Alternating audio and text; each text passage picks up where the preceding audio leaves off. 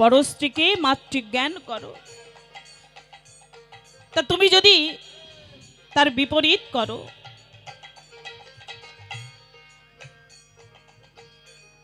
তুমি যদি তার বিপরীতে চলো, তাহলে নিশ্চয়ই সেটা তোমার ধর্ম হবে না।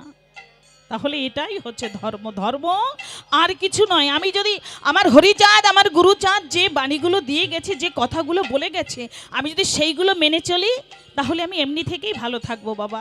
আর এটাই হবে আমার ধর্ম। মানুষকে ভালোবাসো, মানুষকে ভক্তি করো, মানুষকে সম্মান করো। কিন্তু সেটা না করে তুমি আমার পাশে বসো না, আমি তোমার হাতের খাই না, আমি তোমার হাতের ছুঁই না, এটা কি আমার ধর্ম? যে ধর্মে আমাকে হিংসা শেখায়, সেটা নিশ্চয়ই আমার ধর্ম হবে না।